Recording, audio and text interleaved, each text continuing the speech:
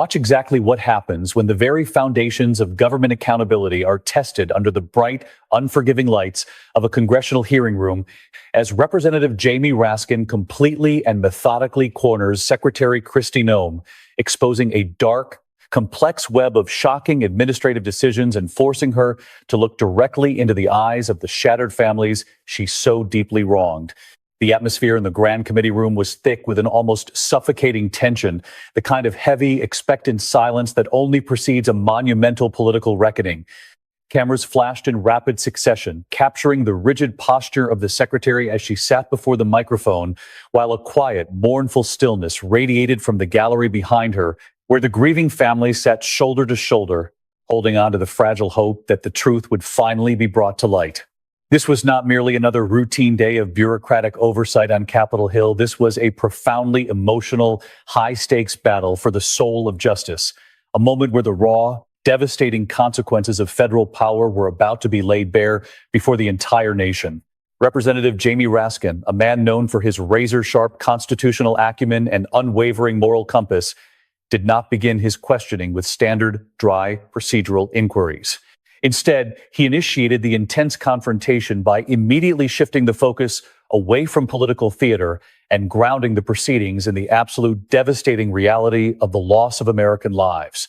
With a voice that was both measured and trembling with righteous indignation, Raskin pointed directly to the undeniable fact that armed agents of Immigration and Customs Enforcement, individuals operating under the direct purview and authority of Secretary Noem's department, were unequivocally responsible for a fatal, catastrophic encounter that ended the lives of innocent citizens. He wanted to ensure that before any legal technicalities or political defenses could be raised, the sheer gravity of human death hung in the air, impossible to ignore, impossible to brush aside with rehearsed talking points. Raskin deliberately slowed his cadence, looking down from his elevated position on the dais to remind Secretary Noem of the sacred oath and the profound burden of public service. He meticulously pointed out that every single individual sitting on that bipartisan congressional panel, Republican and Democrat alike, represents hundreds of thousands of living, breathing citizens. This is a massive, awe-inspiring responsibility, a democratic mandate that requires empathy, diligence, and an unbreakable commitment to the truth. Raskin leaned forward, his voice cutting through the silence of the room, to remind her that this is a concept she should understand intimately and instinctively, given her own history as a former member of the United States Congress. He painted a vivid picture of the social contract that binds the government to the governed, emphasizing that when a citizen entrusts an official with power, that official owes them protection, honesty, and justice in return. By invoking her past, Raskin was not merely reciting her resume, he was establishing a standard of basic human decency and political accountability that she was failing to meet. He was demanding that she strip away the protective armor of her current executive title and remember what it means to look a constituent in the eye, to be accountable to the people of the Republic, and to recognize that the power wielded by federal agencies is not an abstract concept, but a lethal force that can irreparably destroy families in a matter of seconds. Refusing to let the victims remain as mere statistics on a federal incident report, Raskin took the deliberate, agonizingly poignant time to humanize the deceased, breathing life into their memories right there in the halls of Congress. He understood that to effectively challenge the cold, bureaucratic machinery of the state, he had to make the secretary, and the millions of Americans watching live, feel the profound, gaping void left by their absence. He began by invoking the name of Renee Good. Raskin described Renee not just as a citizen, but as a vibrant, irreplaceable force of nature. She was, he noted, with a voice softening with reverence, a remarkably optimistic person, the kind of rare, radiant soul who possessed the uncanny ability to find a silver lining in the absolute darkest of storm clouds. He detailed how she had faced her own profound, exhausting hardships in life, trials that would have easily broken a lesser spirit, yet she never allowed the weight of the world to harden her heart. Instead, Renee became a pillar of unwavering strength for her community. Raskin recounted stories of how she was always the first to offer a comforting embrace, the one who always reassured others that everything would ultimately be okay, wrapping her friends and neighbors in a blanket of genuine, unyielding hope.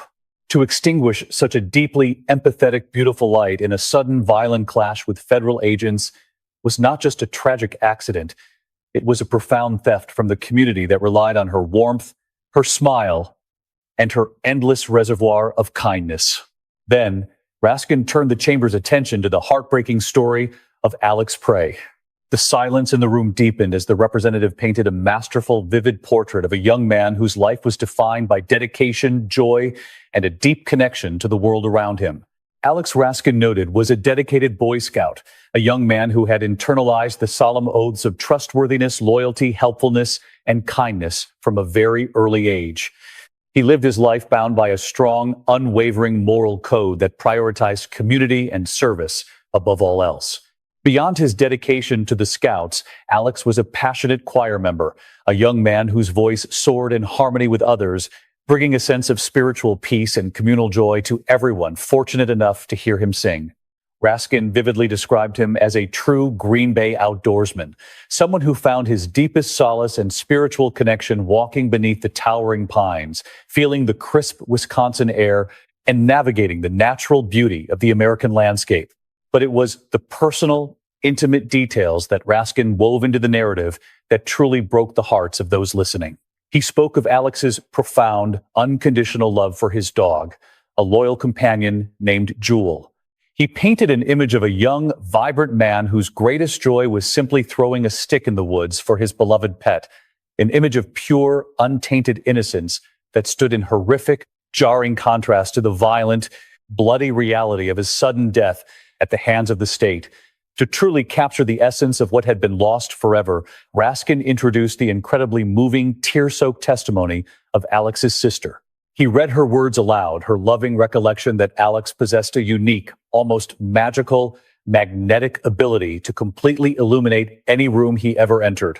He didn't just walk into a space, he changed the temperature of it with his infectious laughter, his wide, genuine smile, and his absolute, unwavering goodness. His sister's words echoed off the marble walls of the hearing room, a desperate, loving plea for the world to understand exactly who the government had killed through this masterful, agonizingly detailed, and deeply empathetic recounting of their lives. Representative Raskin completely dismantled the sterile, clinical language typically used by the Department of Homeland Security to describe civilian casualties. He built a towering, unassailable monument to the humanity of Renee Good and Alex Prey right there in the middle of the oversight hearing. He ensured that when he finally turned his intense, unyielding gaze back upon Secretary Kristi Noem, she would not be able to look away from the human cost of her agency's actions. He had successfully cornered her, not just with legal statutes or procedural missteps, but with the undeniable, overwhelming moral weight of two beautiful, vibrant American lives that were violently cut short. The stage was now set. The victims were honored. Their true characters were permanently entered into the congressional record, and the web of shocking decisions that led to their demise and the horrific slanders that followed were primed to be exposed to the harsh light of truth. However, the profound tragedy of that day, the sheer unfathomable loss of life that had already shattered a community, deepened significantly and took on an entirely more sinister dimension in the immediate aftermath of the fatal encounter. The dust had not even begun to settle. The forensic teams had not yet processed the scene, and the devastated families were only just receiving the soul-crushing notification that their loved ones were never coming home when the machinery of political spin was unfeelingly activated. Mere hours after these two innocent American citizens lost their vibrant lives at the bloody hands of federal law enforcement agents, Secretary Kristi Noem made a calculated, astonishing decision. Instead of calling for a period of mourning, instead of urging caution and patience while a thorough and transparent investigation could be launched to determine the exact sequence of events, she proactively took to the unforgiving glare of national media. Stepping before the television cameras with the immense weight and authoritative seal of the Department of Homeland Security behind her, she broadcasted a narrative that would irrevocably alter the course of the public discourse. Without presenting a single shred of verifiable evidence, without waiting for an autopsy or a ballistics report, she carelessly deployed one of the most severe, damaging, and highly charged labels in the modern American lexicon: On live television, broadcast into millions of living rooms across the nation, Secretary Noem definitively labeled Renee Good a domestic terrorist. In the exact same breath, she publicly and aggressively accused Alex Prey of committing an act of domestic terrorism. This was not a slip of the tongue. It was a deliberate, catastrophic reputational assassination of two citizens who were no longer alive to defend themselves. The sheer speed at which this defamatory narrative was weaponized left observers absolutely stunned. The phrase domestic terrorist carries a visceral, terrifying weight in a post-9/11 world. It conjures images of radicalized violence, malicious intent, and a fundamental hatred for the country. By attaching this horrific label to Renee, the remarkably optimistic soul who constantly uplifted her neighbors, and to Alex, the dedicated Boy Scout who found peace singing in his local choir, the secretary fundamentally desecrated their memories before their bodies were even cold. Representative Jamie Raskin, staring down from the congressional dais, his voice trembling with a potent mixture of profound sorrow and righteous, unyielding anger, emphasized the agonizing secondary trauma this caused. He painted a harrowing picture for the committee of Alex's heartbroken parents, individuals who were thrust into an unimaginable nightmare. They were not only forced to process the sudden, violent execution of their beloved son, but they simultaneously had to watch helplessly as a high-ranking government official utilized the massive, unblinking megaphone of the federal government to drag his good name through the mud. Raskin painstakingly detailed how these grieving parents, despite being absolutely crushed under the weight of their profound grief, were forced to summon an unimaginable reservoir of strength to publicly respond to these severe, baseless accusations. They could not simply mourn in private.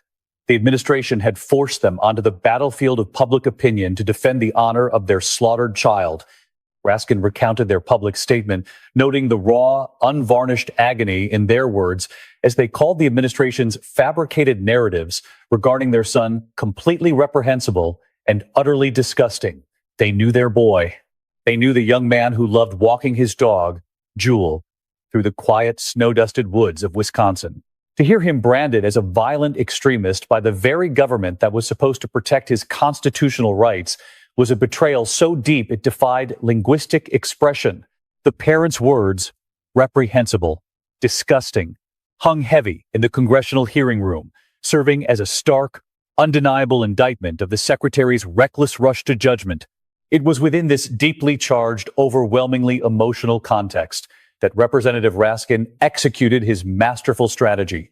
Given the floor before the entire nation, with the cameras rolling and history watching, Raskin offered the secretary a remarkably clear, almost incredibly generous opportunity to find a shred of redemption.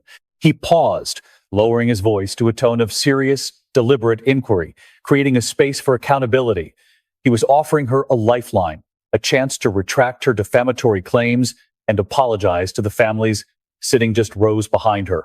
Raskin asked her directly, locking eyes with her across the room, if, based on the concrete, factual information available today, after the initial chaos had subsided, after the facts had begun to crystallize, and after her own internal department had reviewed the disastrous events, she'd still genuinely believe that Renee Good and Alex Prey were domestic terrorists.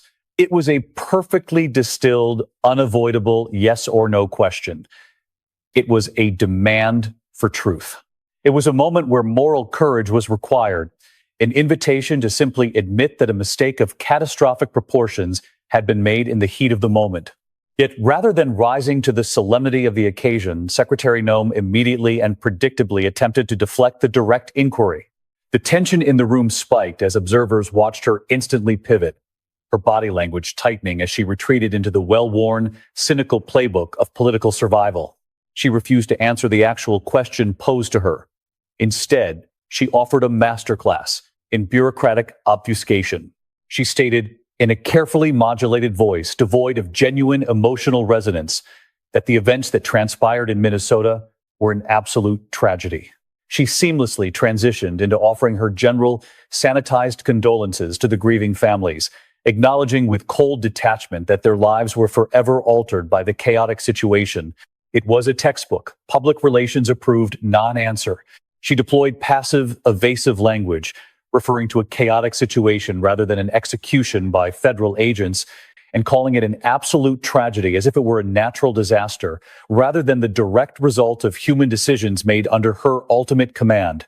The hollow nature of her condolences was deafening, offering thoughts and prayers to families, while simultaneously refusing to retract the horrific lie that branded their dead children as enemies of the state, was a staggering display of cognitive dissonance and ethical bankruptcy. Representative Jamie Raskin, a seasoned constitutional lawyer who has spent his entire career dismantling evasive witnesses, was fundamentally unwilling to accept this sanitized political non-answer. As soon as she attempted to pivot away from accountability, Raskin forcefully and dramatically reclaimed his time. His voice cut through her rehearsed talking points like a razor, entirely shattering the polite decorum she was trying to hide behind. He was not there to exchange pleasantries or listen to rehearsed platitudes. He was there to extract the truth on behalf of the dead. He forcefully repeated his question, leaning into the microphone, his tone sharp and uncompromising. He pressed her on the exact specific phrasing, demanding to know whether she stood by the domestic terrorist label based on her current, updated knowledge of the intelligence and evidence. He systematically closed every rhetorical exit, making it abundantly clear that she could not filibuster her way out of the moral trap she had set for herself.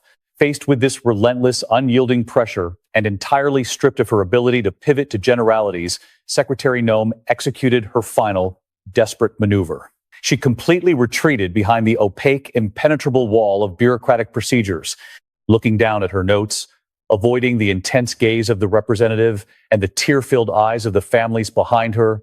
She stated that she absolutely could not comment on the nature of the deceased individuals because there were ongoing, active investigations currently being spearheaded by federal authorities. It was the ultimate cowardly shield of the career politician. She was attempting to use the very investigative process that she had completely ignored just hours after the shooting as a convenient excuse to avoid taking responsibility for her own reckless words. The hypocrisy was glaring, massive, and entirely transparent to everyone in the room. She was effectively arguing that the rules of federal investigations prevented her from clearing the names of innocent citizens today, even though those exact same rules apparently did not prevent her from maliciously destroying their reputations on national television when the tragedy first occurred.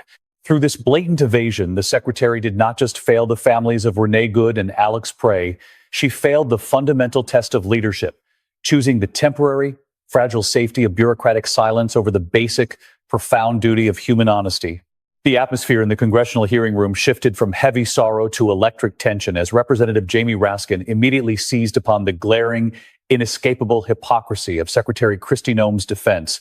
The moment she invoked the shield of an ongoing federal investigation to avoid answering for her past statements, Raskin recognized the fatal flaw in her logic and systematically began to tear it apart. He pointed out with razor-sharp precision that she certainly did not feel the need to wait for any official, meticulous investigation or the gathering of concrete, verifiable evidence before rushing to the nearest television cameras to proclaim these two deceased citizens as domestic terrorists to the entire country. Raskin emphasized the staggering timeline of events, noting the profound absurdity of her current position. On the very day of the fatal incident, while the blood was barely dry and the chaotic scene was still actively unfolding, she possessed the audacious certainty to broadcast the most devastating, highly charged label imaginable. Yet now, sitting under oath months later, with the benefit of hindsight and departmental reviews, she suddenly feigned a rigid adherence to bureaucratic procedure. He passionately questioned her unseemly haste, demanding to know exactly why she felt so overwhelmingly compelled to quickly assign a label of terrorism before any facts were established, before any forensic analysis was complete, and long before anyone could even properly analyze the actions of the law enforcement officers involved. It was a masterful dissection of a political double standard, exposing how the administration used the concept of an investigation not to find the truth, but merely as a convenient hiding place when their lies were challenged. Desperate to escape the suffocating corner Raskin had backed her into, Noem attempted a classic political deflection, pivoting away from the victims and her own inflammatory rhetoric to loudly defend her actions by praising the rank-and-file personnel of ICE and Homeland Security investigations. She desperately tried to reframe the narrative, claiming with righteous indignation that her agents had heroically risked their own safety in a highly volatile, exceptionally dangerous environment. She painted a picture of brave officers securing a chaotic scene so that critical evidence could be meticulously preserved for an ongoing inquiry into what she deliberately characterized as a mob of violent rioters. It was a calculated, cynical maneuver designed to make any criticism of her leadership sound like a direct attack on law enforcement. However, Raskin was entirely immune to this transparent rhetorical gymnastics. He refused to allow her to hide her own executive misconduct behind the badges of the officers on the ground. He pressed harder, his voice rising in volume and moral clarity, cutting straight through her deflection to ask a question that struck at the very core of her basic human decency. Was she genuinely proud of her decision to stand before the nation and label deceased, innocent American citizens as terrorists? Instead of answering the moral question, Noem simply retreated to her rehearsed talking points, blankly reiterating her broad, generalized support for the federal agents who were putting their lives on the line to protect the area. The sheer repetition of her non-answer only highlighted her inability to defend the specifics of her own behavior. Raskin, recognizing her strategy of attrition sharply and forcefully, reminded her that she had not just supported her agents, she had actively and maliciously broadcasted a definitive falsehood to millions of people. He looked her squarely in the eye and asked point blank if she felt any regret whatsoever for her public statements. It was a remarkably simple question, a final, desperate plea for her to show a single shred of humanity to the devastated parents sitting just rows behind her. Once again exhibiting a chilling lack of empathy, Noem offered only generic, hollow condolences, stubbornly refusing to give a definitive answer by retreating back behind the impenetrable fortress of the active investigation. The profound cognitive dissonance of her position was staggering, and Raskin expressed his absolute, unvarnished disbelief that she still considered the victim's status as terrorists to be an open question. He highlighted the breathtaking arrogance required to feel confident enough to definitively state her damning conclusion to the press, a mere 2 hours after the fatal encounter occurred, only to claim total ignorance and procedural paralysis when asked to verify that conclusion under oath. He stressed, with a tone of deep, resonant frustration, that he was practically begging her to take this golden opportunity to correct the official, historical record. He pleaded with her to understand that this was not merely a matter of political point scoring, but a moral imperative required not just for the sake of the devastated families whose lives had been irreparably shattered, but for all Americans who fundamentally rely on their government to value honesty, truth, and basic fairness above partisan spin. To definitively and permanently dismantle the crumbling remnants of her weak, evasive defense, Raskin dramatically played his ultimate trump card, bringing the crushing weight of sworn testimony directly into the room. He brought up the official, documented testimony of her own subordinate, acting ICE Director Todd Lyons. Raskin meticulously recounted how Lyons had previously appeared before this very same Congress, raised his right hand, and explicitly admitted under the solemn penalty of perjury that he possessed absolutely no knowledge, no intelligence, and not a single shred of evidence suggesting that Alex Prey and Renee Good were domestic terrorists. Raskin let that devastating fact hang in the heavy air of the committee room, emphasizing that Noem's own top, hand-picked official had already publicly conceded that the secretary's statements were entirely incorrect and fabricated. Yet despite this incontrovertible, undeniable proof from within her own ranks, she stubbornly, almost pathologically, refused to admit her own egregious error. Sensing the walls closing in, Noem continually deferred to the pending nebulous investigation, aggressively arguing that her department was simply fulfilling its duty by relaying the best available, rapidly changing information to the anxious public during highly volatile, rapidly evolving situations. She attempted to brush off the destruction of 2 innocent people's reputations as mere collateral damage in the chaotic fog of war. Raskin instantly and forcefully rebuked this pathetic excuse, pointing out the vast, unbridgeable chasm between reporting on a confusing situation and affirmatively inventing a malicious narrative. He noted that when the frightened public asked for basic facts to understand a tragedy, she proactively, deliberately decided to brand these 2 beloved community members as violent terrorists long before any actual, factual investigation could even hypothetically occur. In a powerful, searing conclusion to his interrogation, Raskin criticized her complete, profound inability to look inward and offer a genuine, deeply felt apology to the people she had hurt the most.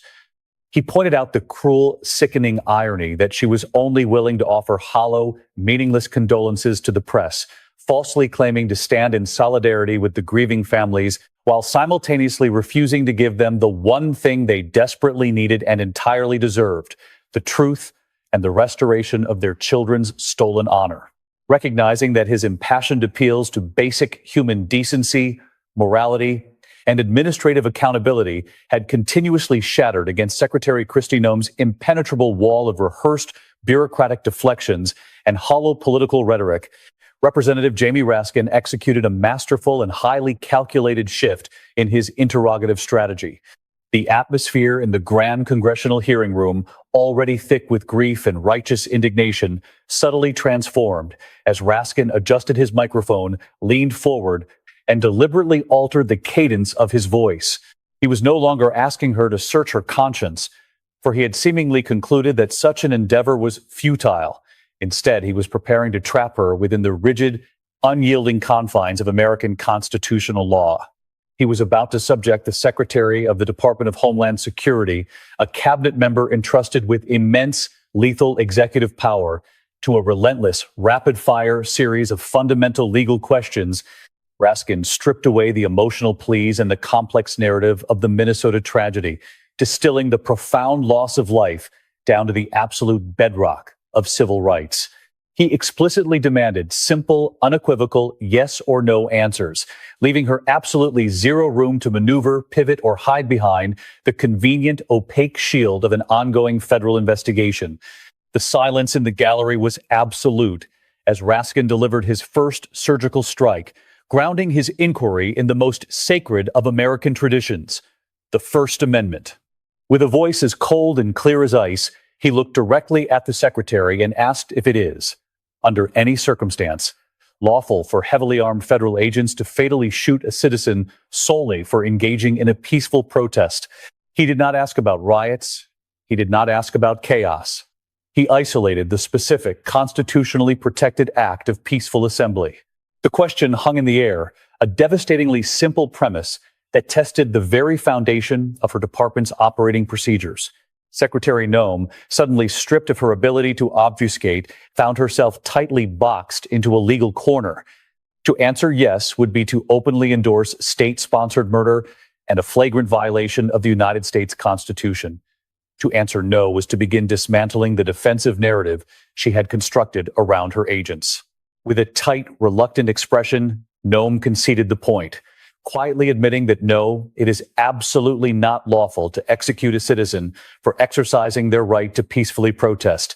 Before the echo of her admission could fade from the chamber, Raskin pressed forward, launching his second legal hypothetical, which struck at the heart of modern civil liberties and governmental transparency. He asked if it is legally permissible for federal agents to open fire and utilize lethal force against an individual simply because that person is filming them on a public street. He invoked the modern reality of citizen journalism, the undeniable right of the American public to observe, record, and hold their law enforcement officials accountable in the public square. By framing the question so narrowly, Raskin isolated the act of recording from any presumption of threat or hostility. Secretary Noem, visibly uncomfortable but acutely aware of the legal reality, was forced once again to bow to the Constitution. She answered no, acknowledging that holding a camera and documenting the actions of the state is not a capital offense, nor does it grant federal agents the license to become judge, jury, and executioner. Relentless in his pursuit, Raskin immediately pivoted to a legal domain fiercely guarded by Noem's own political constituency, the Second Amendment. He painted a precise, carefully constructed scenario for the committee. He questioned whether the use of lethal force is ever legally justified simply because a citizen is lawfully carrying a holstered firearm in strict accordance with the Second Amendment and local state regulations. This was a brilliantly laid trap, forcing a conservative politician who had long championed gun rights to publicly affirm that the mere presence of a legally owned, properly holstered weapon does not instantly transform a citizen into an imminent, lethal threat justifying their immediate execution by federal authorities. Noem, caught between her fierce defense of her agents and the foundational tenets of her political ideology, had absolutely no choice but to agree. She replied in the negative, conceding that a citizen exercising their right to bear arms in a lawful, non-threatening manner cannot be legally gunned down by the state. Having successfully established that peaceful assembly, the recording of public officials, and the lawful carrying of a firearm do not warrant summary execution, Raskin moved to deliver the final, devastating blow of his legal cross-examination. He elevated the inquiry to the highest judicial authority in the land, asking if it blatantly violates established Supreme Court precedent to shoot an innocent person or even a fleeing criminal suspect merely because they are driving their vehicle away from law enforcement. He was directly invoking the foundational principles of the Fourth Amendment and the landmark rulings that strictly govern the use of deadly force, which dictate that an officer cannot shoot a fleeing suspect unless they pose a significant, immediate threat of death or serious physical injury to the officer or others. Fleeing alone, Raskin established through his precise questioning, is not a death penalty offense. Secretary Noem, fully aware that she was being intellectually cornered and legally outmaneuvered in front of the entire nation, agreed that shooting a fleeing individual who poses no imminent threat is definitively unlawful. Satisfied that he had systematically forced the Secretary of Homeland Security to publicly and correctly articulate the basic foundational laws governing the use of state violence, Raskin dramatically paused. He had successfully built an inescapable legal cage around her, proving that she perfectly understood the boundaries of constitutional policing. With the legal framework explicitly established, Raskin brought the crushing weight of the interrogation back to the profound human tragedy that had precipitated it. Since she had just admitted that none of those scenarios warranted lethal force, he suggested, his voice trembling with a mixture of sorrow and righteous anger, that she needed to deeply, fundamentally rethink the catastrophic, heavy impact of her reckless words on the grieving families sitting behind her. He reminded her that she had branded two honest, faithful, and law-abiding citizens as domestic terrorists simply to control a media narrative long before any facts were established. To twist the knife of accountability even further, Raskin fiercely reminded her that her very own acting ICE director, the official intimately familiar with the intelligence on the ground, had already publicly testified under oath to retract those entirely baseless, defamatory claims. He left her sitting there in the glaring spotlight, having legally dismantled her defenses and morally exposed her failure to protect the reputations of the innocent, demanding that the American people bear witness to a leader who understood the law perfectly, yet utterly failed to apply it with an ounce of human decency or truth. Following this intense, legally unyielding, and emotionally devastating grilling by Representative Jamie Raskin, Secretary Kristi Noem was left entirely and visibly defenseless. The profound silence that blanketed the congressional hearing room was not one of respect, but of a stunned, collective realization that the head of one of the most powerful and consequential federal agencies in the United States government had been systematically dismantled on live television. Every single point that Representative Raskin had meticulously presented, every timeline he had established, and every legal precedent he had invoked was thoroughly documented, entirely verifiable, and unequivocally true. She had no rhetorical escape hatches left. The labyrinth of bureaucratic deflection she had attempted to build had been completely leveled by the sheer force of undeniable facts. However, as the Oversight Committee and the American public would soon learn, the catastrophic, heartbreaking tragedy of the Minnesota shooting and the subsequent horrific smearing of Renee Good and Alex Prey was not the only dark, suffocating cloud hanging over her highly controversial and deeply chaotic tenure. While the loss of innocent human life represented the absolute moral nadir of her leadership, the rot within her department extended far beyond the immediate, tragic actions of field agents.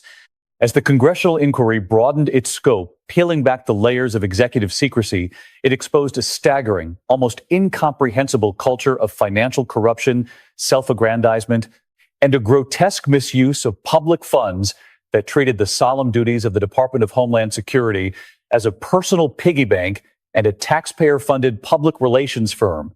The official commentary and the ensuing investigative reports brought to light a financial scandal so massive and so brazen that it left seasoned congressional auditors absolutely breathless.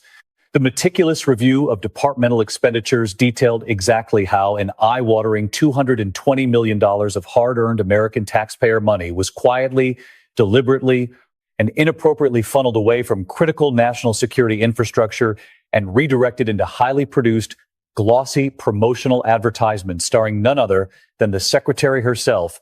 To truly understand the gravity of this misappropriation, one must consider the intended purpose of the Department of Homeland Security's budget.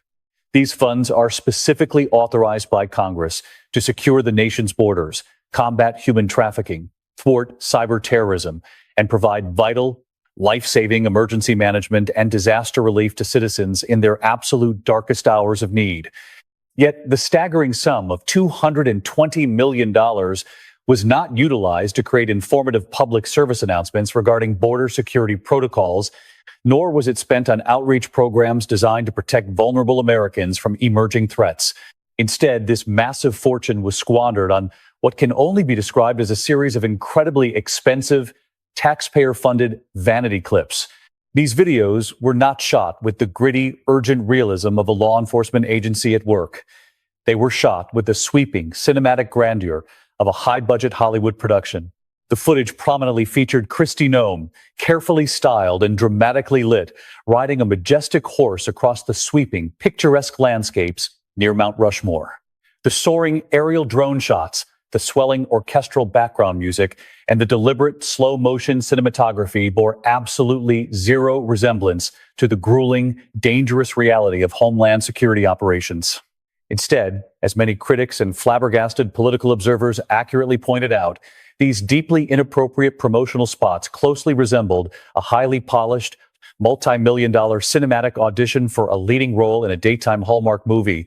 It was a breathtaking display of narcissistic self-promotion, executed entirely on the public dime, transforming the somber, critical duties of a cabinet secretary into an exercise in personal brand building. However, the sheer vanity of these cinematic advertisements was not even the most outrageously offensive aspect of the scandal. The true horror lay in the precise, deeply cynical timing of their production. The investigative timeline revealed a grotesque juxtaposition that highlighted a complete and total detachment from the suffering of the American people. These astronomically expensive, self-indulgent videos were actively being filmed and produced in the very midst of a paralyzing federal government shutdown, while hundreds of thousands of dedicated federal workers, including the very law enforcement agents and Border Patrol officers under Noem's own command, were being forced to work without pay, struggling to feed their families and keep a roof over their heads due to the political gridlock in Washington. The secretary was authorizing millions of dollars to ensure her own favorable lighting on horseback. Furthermore, this colossal waste of resources occurred precisely during a period of unimaginable national tragedy, while countless American citizens across the southern and eastern coasts were desperately, agonizingly waiting for critical federal FEMA disaster relief. Devastating, historically powerful hurricanes had just ripped through vulnerable communities, completely obliterating homes, destroying livelihoods, and leaving a trail of absolute ruin in their wake. Families were standing in the wreckage of their lives, sleeping in gymnasiums, and begging their government for basic necessities like clean drinking water, temporary shelter, and emergency financial assistance. Yet, the agency directly responsible for coordinating that vital relief, an agency whose core statutory mission is to respond to such domestic catastrophes, was simultaneously hemorrhaging hundreds of millions of dollars so its leader could play a rugged, cinematic cowboy on television. The absolute callousness required to prioritize personal vanity over the desperate cries of hurricane victims represented a profound, unforgivable betrayal of the public trust. As the Congressional Oversight Committee dug deeper into the financial abyss of Noem's tenure, they discovered that the scandals extended far beyond promotional videos and deeply into the realm of wildly extravagant, completely unjustifiable aviation expenses. The Department of Homeland Security does indeed maintain a fleet of aircraft necessary for the rapid transport of personnel, tactical teams, and the execution of deportations. However, official reports and internal whistleblowers revealed a pattern of executive travel that mirrored the excesses of a billionaire oligarch rather than a public servant. The committee uncovered that Secretary Noem had explicitly authorized the purchase of not just one, but two highly luxurious private jets, utilizing government funds under the incredibly thin, transparent guise of operational necessity. These were not utilitarian aircraft designed for the rugged demands of law enforcement. They were bespoke luxury vehicles, outfitted with premium amenities meant to cater to the absolute highest echelons of corporate comfort. As if the purchase of two luxury jets was not a sufficient insult to the American taxpayer, the audit further revealed that she was already in the advanced stages of executing a contract to lease a third, even more opulent aircraft. This specific, highly customized jet was reportedly being equipped with a luxurious, queen-sized bedroom in the back of the cabin, an utterly absurd and indefensible expenditure for a government official whose domestic travel should never require such decadent, palatial accommodations. When congressional leaders, armed with the undeniable ledgers and purchase orders, finally hauled the secretary before the committee to scrutinize these exorbitant, mind-boggling expenditures, her response was a masterclass in brazen, unblinking audacity. Faced with the undeniable reality of a $70 million Boeing 737 that had been heavily modified to include a full premium serving bar, plush leather seating, and four massive state-of-the-art flat-screen televisions, she did not apologize, nor did she attempt to claim ignorance. Instead, she sat completely upright, looked the incredulous congressional leaders dead in the eye, and fiercely claimed that this flying luxury palace was entirely intended to be utilized as a deportation plane. The absolute absurdity of the claim sent shockwaves of disbelief through the room. The idea that a $70 million aircraft, outfitted with a full-service cocktail bar and luxury entertainment systems, was necessary to transport detainees back to their countries of origin was an insult to the intelligence of every single person in the room and every taxpayer in the nation. It was a transparent, pathetic lie, a desperate attempt to slap a law enforcement label on a personal luxury vehicle, proving once again that she viewed the federal treasury not as a public trust, but as a boundless, unquestionable resource to fund her own extravagant lifestyle. Yet, incredibly, the financial plundering and the gross misuse of government property only represented one facet of the profound dysfunction rotting the core of her department. The other, equally terrifying aspect was the complete and total collapse of professional boundaries and the established chain of command. Adding to the incredibly chaotic, fundamentally unstable administration of her department, it was widely reported and subsequently verified that her romantic partner, Corey Lewandowski, had somehow been allowed to exert a massive, entirely unchecked, and wholly inappropriate level of influence over the daily operations of a vital national security agency.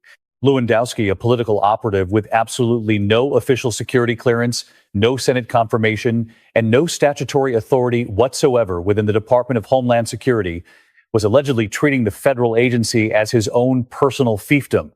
The line between the secretary's personal romantic life and her solemn public duties had completely dissolved, creating a toxic, deeply compromised work environment where career professionals and high-ranking law enforcement officials were suddenly forced to navigate the erratic, demanding whims of the secretary's unelected, unaccountable partner. This bizarre shadow administration culminated in one particularly infamous, almost unbelievable incident that perfectly encapsulated the terrifying combination of arrogance, incompetence, and unhinged entitlement that defined Noem's inner circle. According to multiple corroborated accounts from terrified flight staff, during a trip on one of the government-funded private jets, Lewandowski flew into a sudden, inexplicable rage. The catalyst for this massive, explosive disruption was not a matter of national security, nor was it a failure of operational protocol. The entire dispute centered around a missing blanket in the luxury cabin. In a display of staggering, irrational hubris, Lewandowski, acting entirely outside the bounds of any legal or administrative authority, allegedly marched into the cockpit mid-flight and summarily terminated the pilot of the aircraft. It was a moment of pure, terrifying madness, an unelected political operative firing a highly trained, federally contracted pilot thousands of feet in the air over a minor, perceived slight regarding cabin comfort. However, the absolute peak of this tragicomic absurdity occurred just moments later. After the initial shock of the illegal firing subsided, reality quickly set in. Lewandowski and the secretary were immediately forced to confront the glaring, inescapable fact that there was absolutely no one else on board who was legally certified or physically qualified to actually fly the multi-million-dollar jet back to the ground. In a humiliating instant reversal that laid bare the sheer, staggering incompetence of the entire administration, they were forced to immediately rehire the very individual they had just wrongfully terminated simply so they would not fall out of the sky. This single bizarre incident served as the ultimate chilling metaphor for her entire tenure, a reckless, arrogant, and dangerously unqualified administration that was constantly willing to burn down the very institutions that kept them aloft, only to desperately scramble for survival when their own shocking hubris inevitably caught up with them. These extravagant scandals paint a picture of profound dysfunction. Yet Jamie Raskin's focus remained fiercely on the irreplaceable loss of 2 American lives at the hands of federal ICE agents. He continuously reminded the room of Renee Good's unwavering optimism and Alex Prey's bright, joyful presence, contrasting their vibrant lives with the horrific reality of their sudden deaths. Within hours of their passing, before any forensic analysis, evidence gathering, or thorough inquiry could be completed, Kristi Noem utilized the massive reach of national television to brand them as violent domestic terrorists. The victims' parents were left to process not only the sudden violent loss of their children, but also the sickening, reprehensible, and disgusting lies spread by a high-ranking government official. When presented with a golden opportunity to look directly into the eyes of those shattered families in front of the entire country and simply admit she was wrong, she fundamentally lacked the integrity to do so. Despite her own ICE director publicly retracting the false accusations, Noem chose to cower behind the very ongoing investigation she had completely ignored when she initially rushed to judgment. She offered absolutely nothing to the grieving relatives beyond a hollow expression of condolence, utterly failing to apologize or admit fault for the devastating lie she propelled into the public sphere about their dead children. As the head of the Department of Homeland Security, an institution specifically constructed in the wake of September 11th to protect American lives, she proved entirely incapable of even protecting the basic reputations of the innocent people her own agents had wrongfully killed. She labeled them terrorists and then retreated into bureaucratic paperwork when the time came to take those damaging words back. Ultimately, the narrative concludes that she was indeed removed from her powerful position. However, her dismissal was reportedly not a consequence of the tragic deaths of Renee Good and Alex Prey. She was not fired for the massive misappropriation of funds for luxury jets, the ridiculous incident over the blanket, or the erratic behavior of her partner running her department. According to the commentary, she was solely terminated because she caused public embarrassment for Donald Trump during a television appearance. This final revelation serves as a bitter, furious indictment of an administration that supposedly only punishes public relations missteps, leaving 2 devastated families forever waiting for a sincere apology that Kristi Noem will never provide.